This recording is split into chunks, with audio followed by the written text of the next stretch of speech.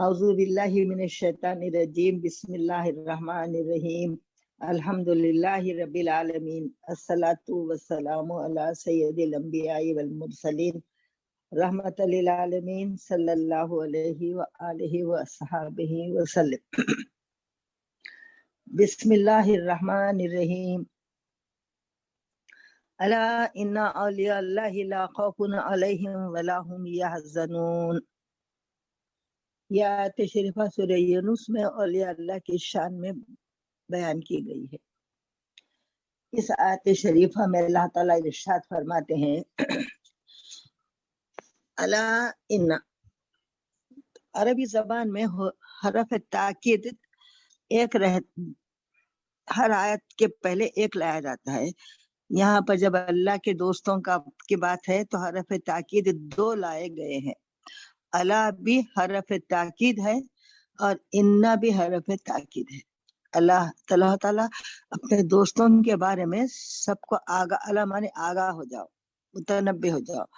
تو اللہ تعالیٰ اپنے دوستوں کے بارے میں لوگوں کو فرماتا ہے کہ تم سب ان کے بارے میں آگاہ ہو جاؤ، یہ سمجھ لو ان کو، انا بے شک اولیاء اللہ جو اللہ کے دوست ہوتے ہیں ان کی یہ شان ہے۔ اللہ تعالیٰ فرماتے ہیں کہ لا خوف علیہم ولا هم یحزنون، نہ ان کو کسی قسم کا خوف ہوتا ہے نہ وہ کبھی غمگین ہوتے ہیں۔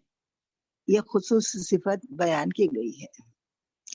خوف کہتے ہیں آنے والے معاملات سے کسی چیز کا اندیشہ ہو تو اس کو خوف کہا جاتا ہے، اور غم کہتے ہیں گزشتہ معاملات میں گزشتہ جو گزر چکا ہے اس کے جو دل پہ اثر رہتا ہے اس کو غم کہا جاتا ہے۔ تو اللہ تعالیٰ فرماتے ہیں اولیاء اللہ کے شان میں کہ اولیاء اللہ ایسے ہوتے ہیں کہ ان کو نہ کسی چیز کے ختم ہو جانے کا، کسی جان و مال کے تلف ہو جانے کا ان کو بالکل غم نہیں ہوتا، اور نہ کسی آنے والے معاملے کا ان کو خوف رہتا ہے۔ وہ ایسے اللہ پر راضی برضا رہتے ہیں۔ تو غم کیوں نہیں ہوتا؟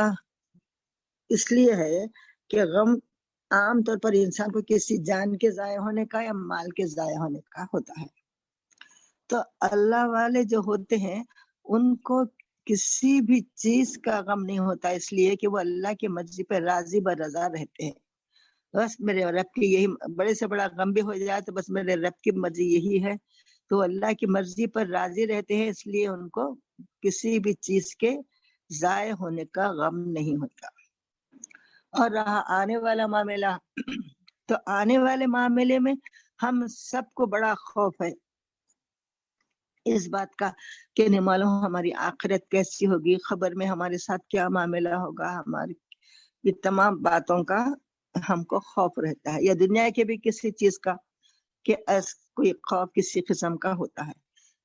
تو اولیاء اللہ جو ہوتے ہیں وہ اللہ کی مرضی پر ایسے راضی برضا رہتے ہیں کہ ان کو خوف نہیں ہوتا۔ اور خوف یہ ہے، ہم کو سمجھیے ہمارے آخرت کا خوف ہے، ہمارے خبر کے معاملے کا خوف ہے، مگر اللہ تعالیٰ اولیاء اللہ کو ان کے آنے والے واقعات ان کو سب بتا دیتا ہے کہ ان کی آخرت کیسی ہے، ان کا کیا معاملہ ان کے ساتھ رہے گا، ان کا اللہ کے پاس کیا مقام ہے۔ تو اللہ تعالیٰ اولیاء اللہ کو ان کے آنے والے واقعات سے ان کو مطلع کر دیتا ہے، جس کی وجہ سے وہ آنے والے معاملات سے بھی بے خوف رہتے ہیں۔ یہ اولیاء اللہ کی شان ہے۔ اور ولی ایک ایسا عہدہ ہے کہ کوئی انسان اپنی محنت سے رات دن عبادت کرے، پوری رات پورا عبادت، روز روزہ رکھے، جو کر سکتا ہے پورا کر لے تو بھی وہ ولی نہیں بن سکتا۔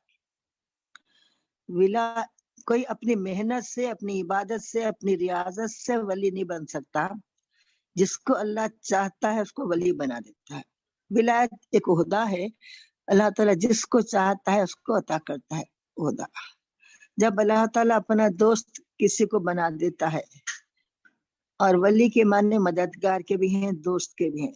اب جس کو اللہ تعالیٰ اپنا دوست کہہ دیتا ہے تو پھر اس کی یہ شان ہو جاتی ہے کہ اللہ تعالیٰ اس کو کچھ اختیارات بھی دیتا ہے، جیسا کہ اللہ تعالیٰ انبیاء کو نبی ہونے کے ثبوت میں عوام کو بتانے کے لیے کہ یہ عام بندے نہیں ہیں، یہ اللہ کے پیغمبر ہیں، اس کے ثبوت کے لیے عوام کو سمجھانے کے لیے ان سے معجزے عطا کرتا ہے ان کو. ایسے معجزے کے معنی عقل کو عاجز کرنے والا، ایسے معجزے ظاہر ہوتے ہیں جس سے لوگوں کی عقلیں عاجز ہو جاتی ہیں کہ لوگ ویسا کام نہیں کر سکتے. یہ معجزہ ان کے نبوت کے ثبوت میں ان کو دیا جاتا ہے تاکہ لوگ مانے. ایسا ہی اللہ تعالیٰ اولیاء اللہ سے بہت سے کرامات صادر کرتے ہیں. تو جو کام عقل کے، جو کام عام لوگوں کے عقل میں نہیں آ سکے کہ لوگ ایسا نہیں کر سکتے، ویسے کام کو اولیاء اللہ سے اگر ہو تو اس کو کرامت کہا جاتا ہے. تو لہذا خالق کرامت کا ظاہر ہونا ولایت نہیں ہے، بلکہ ولی کی اصل تعریف یہ ہے کہ وہ شریعت کا سخت پابند ہونا، شریعت کی پابندی ہی اصل ولایت ہے. تو لہذا جتنے اولیاء اللہ ہم اب تک دیکھتے ہیں، سنتے ہیں، پڑھتے ہیں، سارے اولیاء اللہ کے بارے میں وہ ہے کہ وہ ہر وقت اللہ کے حضوری میں قلب سے حاضر، اور کوئی حرکت ان کی چھوٹی سی حرکت بھی خلاف شریعت نہیں ہوتی. حضرت جناب شیخ عبد القادر جیلانی رحمۃ اللہ علیہ کا ایک خاص بات یہ ہے کہ انہوں نے ویسے تو ساری باتیں بہت خاص ہیں، مگر ایک بات یہ ہے کہ آپ کی نصیحتوں میں ایک نصیحت سب سے خاص یہ ہے کہ آپ نے یہ ارشاد فرمایا کہ بغیر نماز کے کوئی نیکی قبول نہیں ہوتی. نماز کے ظاہر نماز کا پہلا نمبر ہے، سب سے پہلے فرض ہوئی ہے، سب سے پہلے اس کا حساب ہونے والا ہے. یہ تمام باتیں ہیں. تو آپ کی یہ شرط، جو غوث اعظم دستگیر رضی اللہ تعالیٰ عنہ کے چاہنے والے ہیں، ان کو چاہیے کہ سب سے پہلے نماز کی اتنی پابندی کریں کہ کسی قیمت پر نماز قضا نہ ہونے پائے. اور ولایت کی سب سے پہلی سیڑھی کہا جاتا ہے صدق مخال عقل حلال. یہ بات خاص ولی کی خاص صفت کی بات ہے. صدق مخال یعنی سچ بات کہنا، اور رزق حلال، جو بھی کھائیں گے وہ حلال کا کھانا. اس کی ہم کو بڑی توجہ رکھنا چاہیے ہماری زندگی میں کہ جو رزق ہمارے گھر میں آتا ہے، جو مال، وہ کس ذریعے سے آ رہا ہے. اللہ نہ کرے کہ اس میں کوئی حلال، کوئی ناجائز چیز شامل ہو جائے. تو اس مقام صدیقیت، نبوت کے بعد کا جو مقام ہے وہ مقام صدیقیت ہے. جیسا کہ قرآن شریف کی آیت شریفہ ہے، اللہ تعالیٰ ارشاد فرماتے ہیں انم اللہ الذین من النبیین والصدیقین والشہداء والصالحین وحسن اولئک رفیقا. اللہ نے کن پر انعام کیا؟ جیسا کہ سورہ فاتحہ میں ہم کو دعا کرنے کا حکم دیا گا کہ اللہ جن پر آپ کا انعام کیا گا ہم کو ان لوگوں کے راستے پر چلا. تو انعام یافتہ جماعت کون سی ہے؟ اللہ تعالیٰ قرآن میں فرماتے ہیں وہ جماعت یہ ہے. کون سی جماعت ہے؟ انم اللہ الذین، اللہ نے انعام کیا ہے ان لوگوں پر. نمبر 1 من النبیین والصدیقین والشہداء والصالحین وحسن اولئک رفیقا. تو اللہ کے انعام یافتہ جماعت میں نمبر 1 تو انبیاء ہے، ظاہر ہے وہ تو انبیاء ہے. اس کے بعد نمبر 2 پر صدیقین کا لفظ ہے. جیسا ہم آج گنبد خضرا میں دیکھتے ہیں، نبوت کے بازو صدیقیت آرام فرما ہے. من النبیین والصدیقین کے بعد والشہداء والصالحین، شہداء ہے.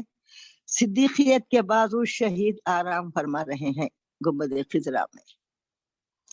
تو یہ سلسلہ ہے اللہ کے خاص سلخاص بندوں کا کہ تو اللہ تعالیٰ نے نبوت کے بعد جو درجہ بتایا ہے وہ صدیقیت کا درجہ ہے. یعنی سچ بولنا سب سے بڑی کرامت ہے، سب سے بڑی کرامت ہے. اللہ تعالیٰ ہم سب کو صدیقین میں شامل فرمائے. ہم اس قابل نہیں ہیں مولا، مگر آپ تو اس قابل ہیں کہ ہم کو بنا دیے اس قابل، بنا دیجیے اس قابل. تو صدیقیت کے بہت سے واقعات ہیں، میں صرف ایک واقعہ عرض کر کے آگے بڑھوں گی. جیسا کہ آپ سب لوگ سنا ہوا بھی ہوگا قصہ फिर एक बार जिक्र औलिया अल्लाह इबादत है, जिक्र अंबिया इबादत है, जिक्र औलिया गुनाहों का कफ्फारा है।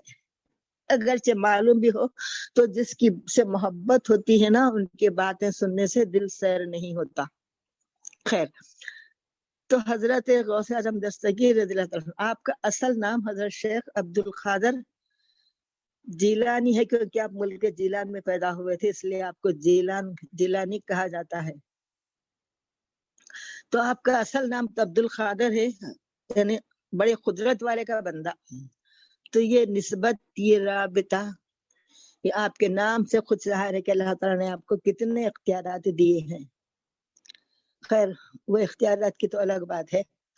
तो जब आप बगदाद शरीफ को इल्म हासिल करने के लिए जाने के लिए निकले, तो अच्छा, उससे पहले की ये बात समात फरमा लीजिए कि आपके वालिद का नाम अबू साले मूसा जंगी दोस्त रहमतुल्लाहि अलैह और वालिदा मोहतरमा का नाम उम्मुल खैर फातिमा सानी रहमतुल्लाहि अलैहा है। तो नाम की तासीर जरूर आती है। अबू साले जब वालिद साहब का नाम है, तो नेक उसके माने होते हैं नेक आदमी का बाप। आपके दादा ने जो आपके वालिद तरह अबू साले रखा, नेक आदमी का बाप, तो आप कितने नेक आदमी हुए, हम सब उसका अंदाजा भी नहीं लगा सकते कि सरदार औलिया अल्लाह है आप। जैसा हमारे आका मोहम्मद रसूलुल्लाह सल्लल्लाहु अलैहि वसल्लम सरदार अंबिया हैं, हजरत शेख अब्दुल कादिर जीलानी सरदार औलिया अल्लाह हैं। जैसा हमारे आका अंबिया में बेमिसल है, हजरत गौसे आज़म दस्तगीर औलिया अल्लाह में बेमिसल है। और आप पैदाइशी वली नहीं है, बल्कि आलम अरवाह से ही अल्लाह ने आपको वली बनाया था। तो आपकी विलायत माँ के पेट में आने से पहले से ही आलम अरवाह से ही आप वली अल्लाह की तरफ से मुकर्रर किए हुए हैं।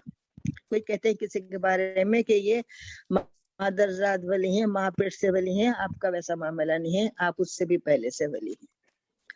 और वालिदा मोहतरमा का नाम उम्मुल खैर फातिमा सानी रहमतुल्लाहि अलैहा। उम्मुल खैर के माने तमाम भलाइयों की माँ। तो देखिए आप कितनी बड़ी भलाई की माँ हुए हैं आप। क्या वैसी कोई भलाई है अब कोई आपके बराबर का है? वली अल्लाह में तो कोई आपके बराबर का नहीं है। जैसा कि अंबिया में कोई हमारे नबी के बराबर का नहीं है, वैसा औलिया अल्लाह में कोई आपके बराबर दर्जे का वली नहीं है, ना हो सकता है। तो आपकी वालिदा उम्मुल खैर ऐसी बड़ी भलाई की माँ है कि वैसी भलाई अब दुनिया में फिर से आ नहीं सकती। तो बच्चों के नाम रखने की बड़ी अहमियत है। आजकल लोगों के दिमाग ऐसे हो गए हैं कि बस नया नाम रखना है। वो नया नाम के मायने कुछ भी रहो, मतलब कुछ भी रहो, बस नया नाम होना है। ये दिमाग होना चाहिए कि उन बुजुर्गान दीन के नाम रखना है जिनकी जिंदगियां हम दुनिया के लिए मशाले राह है, मिसाली जिंदगियां हैं, जो अल्लाह के महबूब बंदे हैं, उनके नामों पर नाम रखना इस नियत से कि अल्लाह उनकी तासीर हमारे बच्चों में आ जाए। ये फिक्र होने चाहिए। हर बात में हमारी उल्टी फिक्र चल रही है, अल्लाह हिदायत दे। खैर, तो और आपका सिलसिले नसब आपके वालिद की तरफ से 11 वास्तों से सैयदना इमाम हसन अलैहिस्सलाम तक पहुंचता है और आपकी वालिदा की तरफ से 14 वास्तों पर सैयदना इमाम हुसैन अलैहिस्सलाम तक पहुंचता है। तो इसलिए आप सादात हसनी व हुसैनी हैं। रसूलुल्लाह सल्लल्लाहु अलैहि वसल्लम का नूर मुबारक जो 2 नवासों में मुनक़सिम हो गया था, वो फिर आप में एकजा हो गया। ये बड़ी खास बात है। तो जाहिर है जिस नसब के आप होंगे उसका असर फिर बहुत दूर का सिलसिला नहीं है, बहुत करीब का सिलसिला है सैयदना इमाम हसन अलैहिस्सलाम से। और दुनिया में जितने सादात हैं, इमाम हसन अलैहिस्सलाम की औलाद भी हैं, इमाम हुसैन अलैहिस्सलाम की औलाद भी हैं। बहुत से लोगों को ये गलतफहमी होती है, लोग सवालात भी करते हैं कि खाली इमाम हुसैन अलैहिस्सलाम की औलाद सैयद है। ऐसा नहीं है, दोनों भाइयों की औलाद सैयद है। इमाम हसन की औलाद भी सैयद कहलाती है, इमाम हुसैन के, उनके दो रसूलुल्लाह सल्लल्लाहु अलैहि वसल्लम के नवासे हैं। इनका दोनों के का मर्तबे का क्या जिक्र करना है, अब तो उसका मौका नहीं है। खैर बहरहाल, तो फिर आपका वो मकाम और मर्तबा है कि दोनों का जो जो नसब है, आपका जो नसब है उसका असर जरूर रहता है। इसलिए खास तौर पर ये देखना है, हम बच्ची को देते वक्त कहीं भी रिश्ते में या बहू लाते वक्त के उनका सिलसिला नसब के है खुसूसियत से, क्योंकि सबसे बड़ा सिलसिला दुनिया में आज सादात का है, सैयदों का है। और उसके बाद भी कुछ सहाबा की औलाद में से या औलिया अल्लाह की औलादों में से देखना है। ये नहीं देखना है कि बस कितने दौलतमंद है लोग। आजकल बच्ची को देखने के लिए दौलत देखते हैं कि भाई बहुत बड़े दौलतमंद है। लोगों के दिमागों को क्या हो गया है कि सिर्फ दौलत को देखते हैं, जो एक सेकंड में फना भी हो सकती है। खैर ये एक अलग बात है। तो आपका सिलसिला नसब इतना बड़ा है और आपका सिलसिले नसब की जो तासीर है, जाहिर है कि इससे बड़ा नसीब किसका हो सकता। जैसा कि एक शेर है, दादा हसन तुम्हारे, नाना हुसैन तुम्हारे, बड़े घराने वाले जी मेरे पीर दस्तगीर।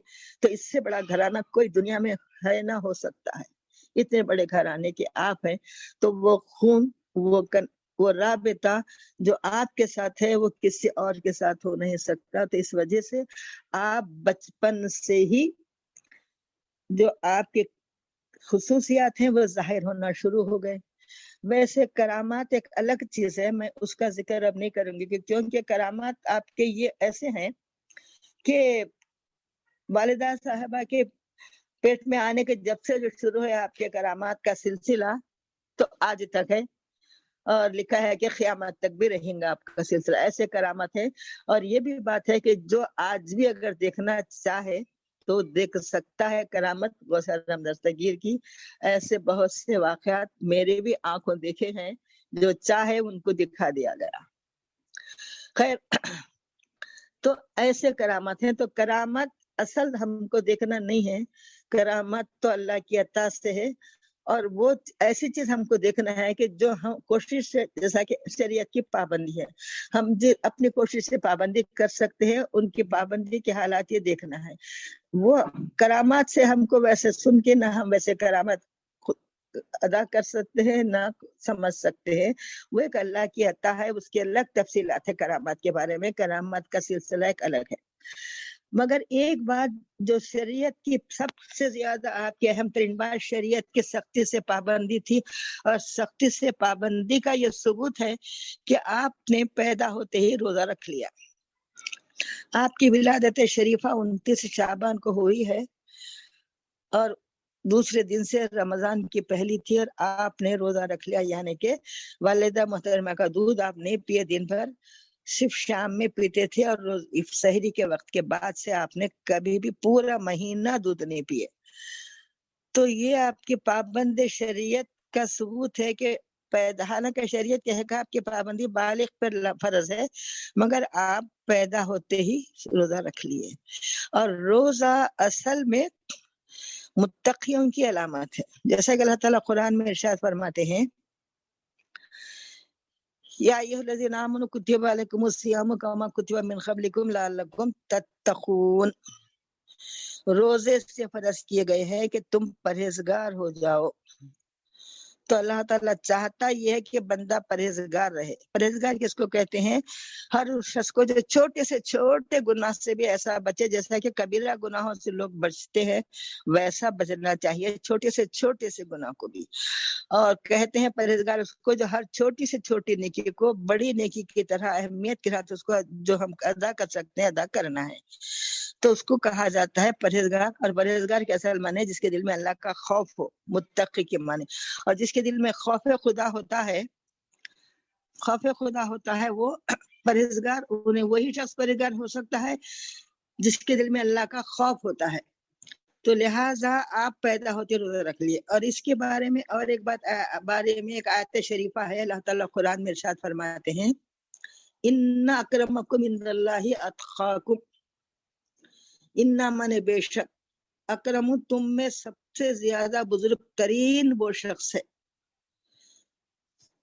ان اکرمکم عند اللہ، اللہ کے پاس وہ سب بزرگ ترین وہ شخص ہے اللہ کے پاس جو تم میں سب سے زیادہ پرہیزگار ہو اور متقی ہو. اور متقی وہ ہے جو روزے دار ہو. تو لہٰذا روزہ متقیوں کی علامت ہے. تو لہٰذا اس آیت شریفہ سے حضرت غوث اعظم دستگیر کی کہ تقوی اور پرہیزگاری اور اس کے ساتھ اللہ کے پاس بزرگ ترین ہونے کا ثبوت ہے. کیونکہ اللہ تعالیٰ فرما دی ان اکرمکم، بے شک اللہ کے پاس تم سب میں سب سے زیادہ بزرگ ترین وہ ہے جو سب سے زیادہ پرہیزگار. تو سب سے زیادہ پرہیزگاری کا ثبوت آپ روزہ ہے پیدائشی. اور بھی بہت سی باتیں ہیں آپ کی. خیر، آپ روزہ رکھ لیے اور دوسرے سال جب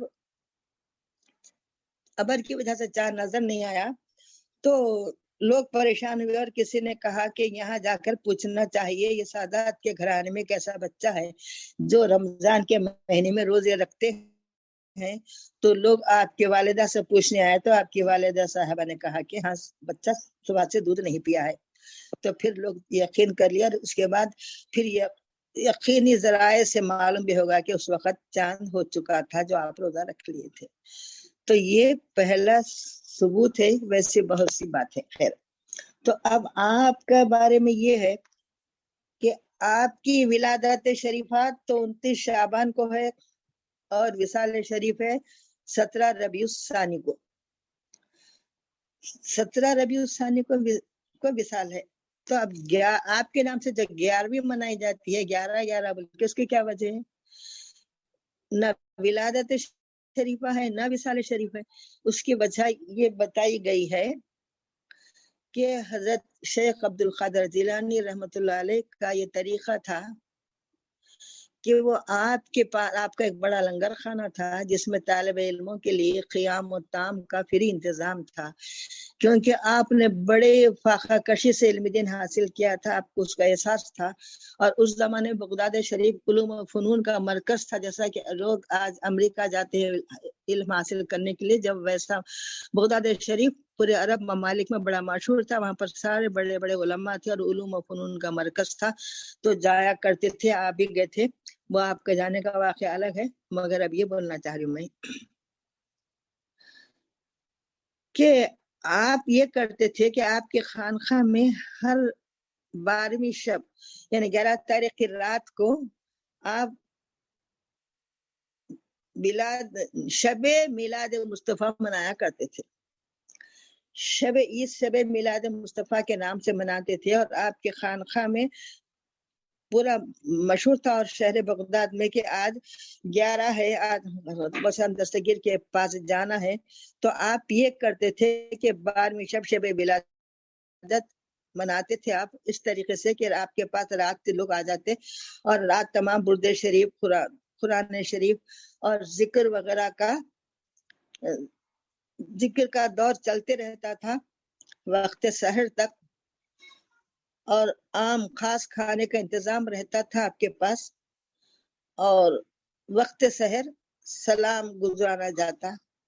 اور پھر اس طریقے سے یہ 12ویں شب یہ آپ گزارا کرتے تھے. تو اس کا ہمیں زندگی بھر آپ نے اس طریقے سے شب ولادت شریفہ منایا ہے. تو اس واسطے آج پوری دنیا میں آپ کے نام کی 11ویں ہو رہی ہے. حالانکہ 11 تاریخ آپ کی وصال ہے نا ولادت ہے. لہٰذا یہ غوث اعظم دستگیر کی یادگار ہے سمجھی جو آپ کیا کرتے تھے. خیر یہ ایک الگ بات ہو گئی. تو جس وقت آپ پیدا ہوئے ہیں تو پیدا ہوتے روزہ رکھ لیے. اور بڑے بڑے اولیاء اللہ کے بارے میں آپ نے سنا ہوگا کہ اکثر اولیاء اللہ یتیم ہوتے ہیں. وہ ایسے رہتے کہ ان کے دل میں سہارا صرف اللہ کا رہتا ہے. تو آپ بھی تھوڑے پیدا ہونے کے تھوڑے دن کے بعد آپ کوئی مدت اس کے خاص الگ الگ اختلافات رہے جب آپ یتیم ہو گئے. اور جب آپ کی والدہ محترمہ 15 پاروں کی حافظہ تھی. اور جب آپ حمل میں تھے تو آپ کی والدہ صاحبہ وہ 15 پارے پڑھا کرتی تھی. اس وقت آپ کی عمر شریف 4 سال کی ہو گئی. آپ کو استاد کے سامنے قرآن شریف پڑھا लिए आपको बिठाया गया तो उस्ताद साहब के सामने हजरत गौसे दस्तगीर और बिस्मिल्लाह और सूरह फातिहा के साथ 15 पारे एक की बैठक में पूरे 15 पारे सुना दिए।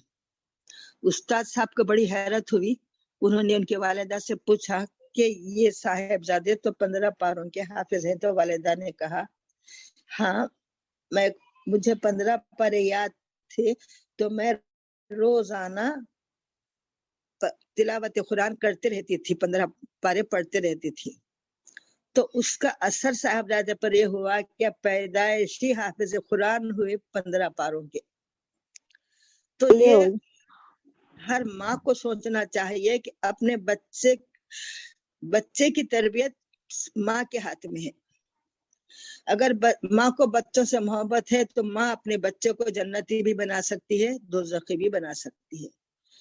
पैदा होने के जब से हर हरकत पर अपने बच्चे को अगर बोलते रहे, देखो बेटे ये सुन्नत है, ये हमारे आका करते थे, ये करना है, ये नहीं कर, हमारे आका ने मना फरमाए हमको ये नहीं करना है, ये करना है, तो बचपन का दिमाग बड़ा अच्छा होता है। बड़े ज़हीन होते हैं बच्चे, बचपन में हर बात ही याद रखते हैं वो बच्चे। उनको अगर प्यार और मोहब्बत से इस तरीके से अगर हम लेके चलें तो हमारे बच्चों को अल्लाह ताला के फजल से वो बच्चे जन्नती भी बन सकते हैं।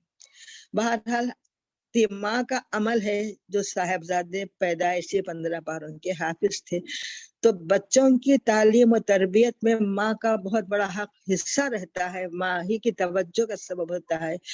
माँ अगर दुनियावी मशाकिल में मसरूफ रहे, अपने आप को बनाने संवारने में, या दुनिया के बराबर हमको ऐसा लिबास पहनना है, ये करना है, वो करना है, तो फिर बच्चों की तरबियत कैसा कर सकेगी। तो अल्लाह ताला हमारी सारी बहनों को, हमारी सारी बेटियों को हिदायत दे कि वो अपने बच्चों को सुन्नत के तर्ज पर ढाल दे।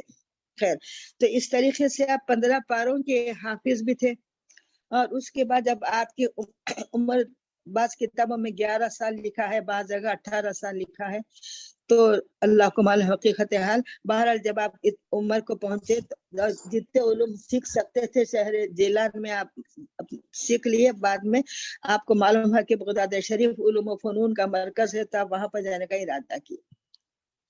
इरादा कर अपनी वालिदा से इजाजत लेते हैं। और ये इरादा इसलिए करें जैसा कि हमारे आका का फरमान है, उतलुबुल इल्मा बिस्सीन, अगर तुमको चीन तक जाना पड़े तो भी इल्म दीन सीखो।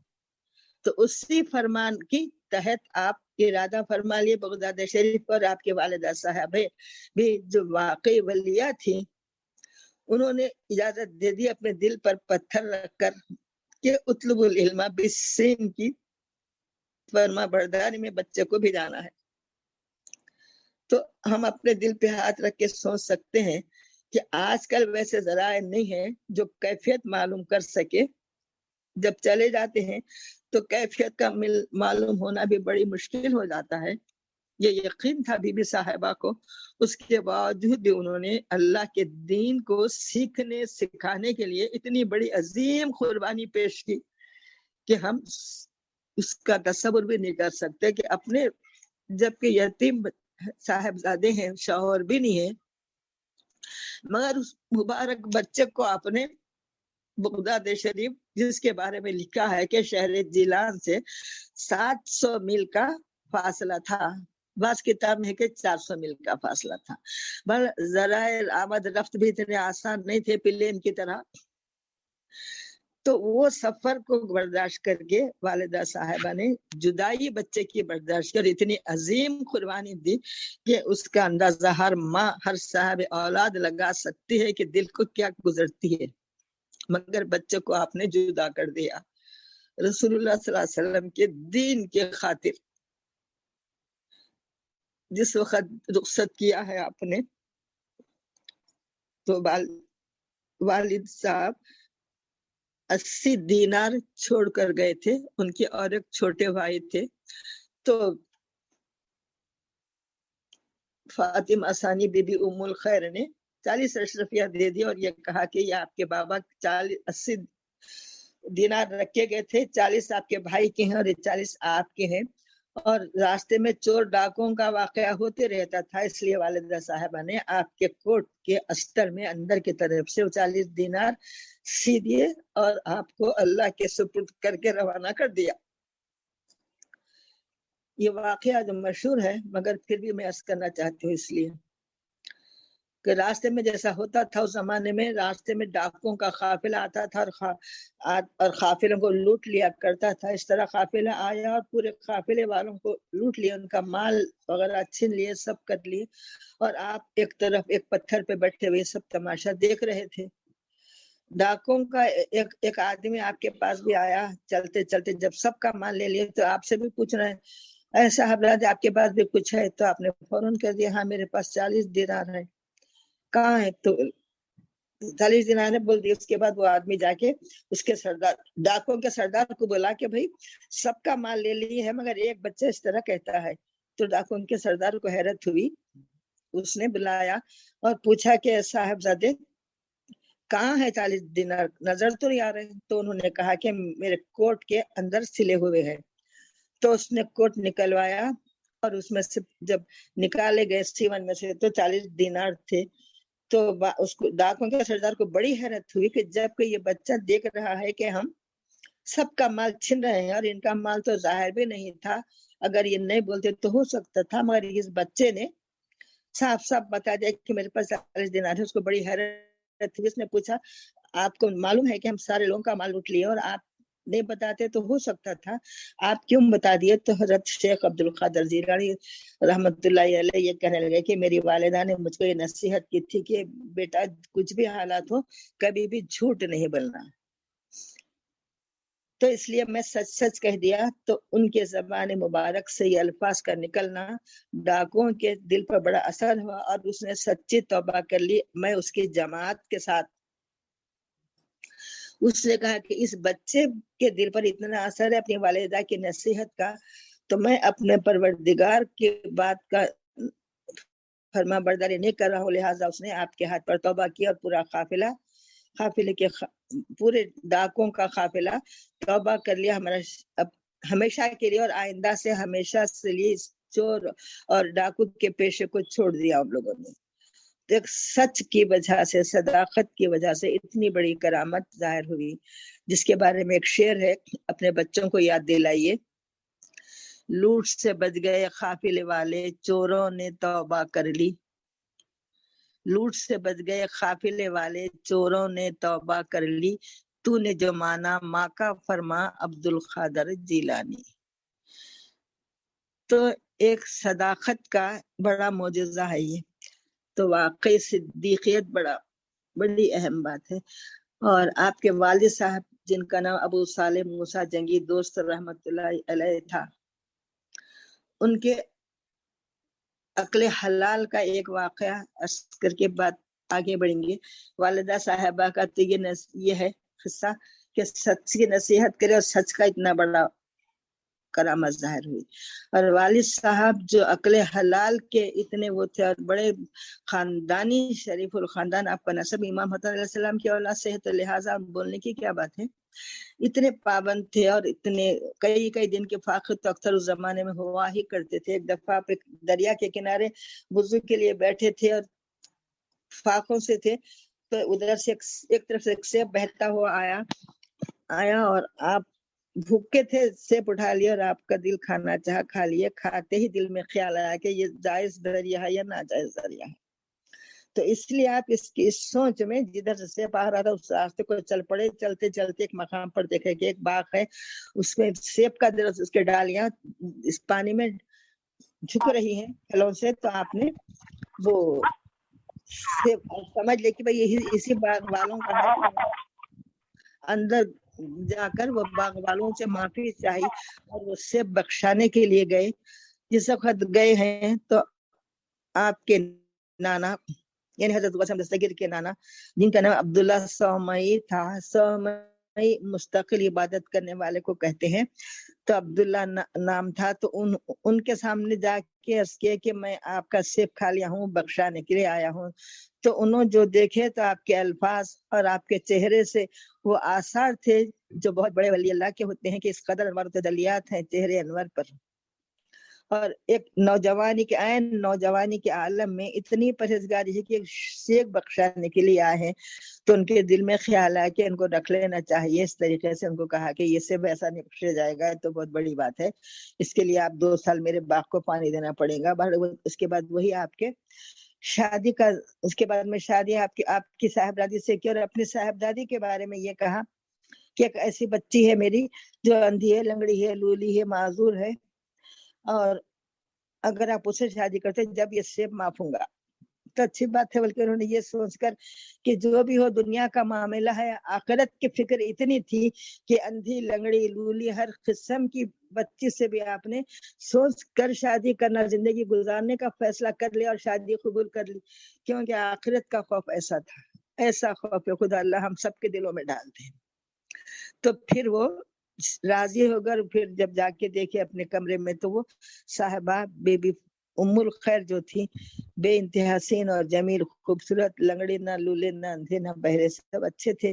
تو پھر آپ نے اپنے سسرے صاحب سے پوچھا تو انہوں نے کہا کہ میں اس لیے لنگڑی کہا کہ زندگی بھر انہوں نے کوئی سے مقام پر نہیں گئے، نہ ہاتھوں سے کوئی ایسا کام ہوا شریعت کے خلاف، نہ آنکھوں کے سوا کسی غیر محرم کو دیکھنے کا معاملہ ہوا، نہ کوئی بات ایسی سننے کی ہوا ہے، لہٰذا میں ان کو لکڑی لولی اندھی کہا.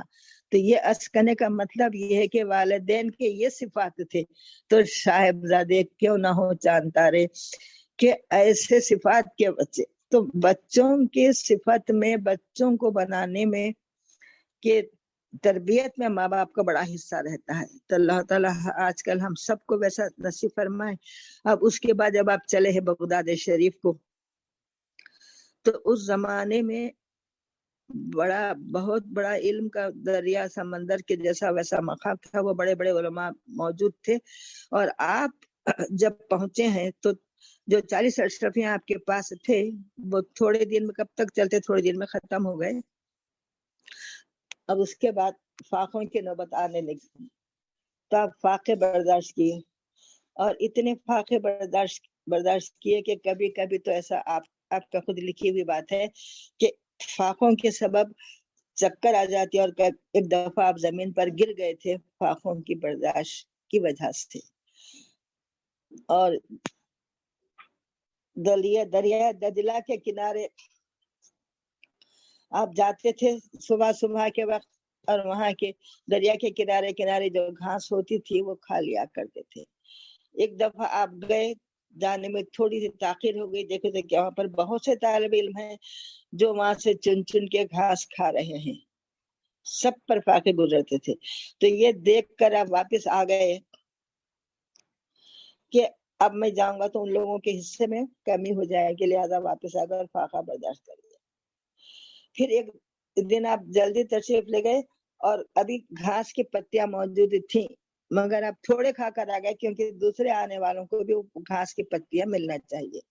اب آپ اندازہ لگائیے کہ کس قدر قربانی کا جذبہ ہے، کیسے فاقوں کو برداشت کرنا ہے. کئی دن کے فاقوں کو اس طرح برداشت کرے، اور علم دین کے لیے.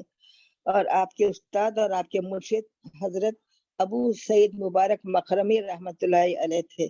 تو اتنے بڑے غوث اعظم دستگیر ہو کے بھی آپ مرید ہوئے ہیں حضرت ابو سعید مبارک مخرمی رحمت اللہ علیہ سے. تو اس سے ایک بات معلوم ہے کہ بیعت کرنا اور مریدی کتنی ضروری چیز ہے. خیر ایک الگ عنوان ہے. خیر بہرحال آپ وہاں پر جتنے سال رہے تو علم مجاہدہ بڑا سخت کیا آپ نے. 40 سال تک عشاء کی وضو سے فجر کی نماز ادا کیا آپ نے، اور پوری رات کے 2 رکعت میں 15 پارے اس طریقے سے ہر رات ایک قرآن پاک ختم کر دے. اور اس طریقے سے 40 سال آپ نے گزارے، اس طرح مجاہدہ آپ نے کیا. اور اس واقعوں کے دور میں 1-2 دفعہ ایسا ہوا کہ آپ کی والدہ محترمہ کوئی جا رہے تھے بغداد شریف کو، تو ان کو اپنے بچے کا نام اور حلیہ بتا کر کچھ پیسے دیے. ایک واقعہ لکھا ہے کہ کچھ پیسے دیے، ایک صاحب آئے اور آپ ایک مسجد میں لیٹے ہوئے تھے، کچھ روٹی اور بھنا ہوا گوشت اپنے ساتھ لائے وہ صاحب، اور کھانے کے لیے بیٹھ گئے. آپ دیکھ رہے تھے تو وہ صاحب نے آپ کو کھانے کے لیے بلایا، مگر آپ کھانے میں شریک نہیں. ہم بڑے اصرار پر آپ کھانے میں شرکت کیے، کھاتے کھاتے وہ صاحب نے کہا کہ ایک صاحب ہے یہاں پر جو جیلان سے آئے ہوئے ہیں اور ان کی والدہ نے کچھ پیسے دیے تھے میرے کو ان کو دینے کے لیے، کیا آپ وہ عبد القادر کو جانتے ہیں؟ ایسا پوچھنے پر آپ نے کہا کہ ہاں میں ہی عبد القادر ہوں. تو پھر وہ صاحب آپ سے معافی چاہے اور کہا کہ میں آپ کو تلاش کر رہا تھا، 3 دن ہو گئے، مجھ پر بھی فاقے ہو رہے تھے، مجھ کو برداشت نہیں آیا تو میں یہ پیسوں میں سے تھوڑا گوشت اور روٹی خرید کر یہاں پر اب کھانے کے لیے آیا تھا. یہ بچے سو پیسے ہیں، یہ بھی آپ کے ہیں اور آپ میرے مہمان نہیں ہیں بلکہ میں ہی آپ کا مہمان ہوں بول کے آپ جو ہے، اس لیے وہاں پر وہ پیسے آپ کو مل گئے. مگر وہ پیسوں کے بارے میں لکھا ہے کہ 2 بار آپ کے والدہ نے آپ کو پیسے بھیجانے کا قصہ لکھا ہے. 2 وقت بھی آپ نے تھوڑے پیسے استعمال کیے اور باقی کے پیسے غریبوں میں بانٹ دیے. اس طریقے سے حضرت غوث دستگیر رضی اللہ تعالیٰ عنہ کہ حالات زندگی ہم سب کے لیے نمونہ ہے. اللہ تعالیٰ ہم سب کو آپ کے جیسے آپ کے نقش قدم پر چلا نصیب فرمائے اور ہم سب کو علم دین کا شوق ایسا عطا فرمائے جیسا کہ آپ کو اللہ تعالیٰ ہم سب کو عالم بعمل بنا اور ہم سب کی دعاؤں کو غوث دستگیر کے وسیلے سے قبول فرمائے اور ہم سب کو متقی پرہیزگار اور صدیق اور صادقہ ہم سب کو بنا دے. اللہ تعالیٰ وآخر دعوانا الحمدللہ رب العالمین آمین. اللہم صلی علی سیدنا مولانا محمد وعلی آل سیدنا مولانا محمد وبارک وسلم.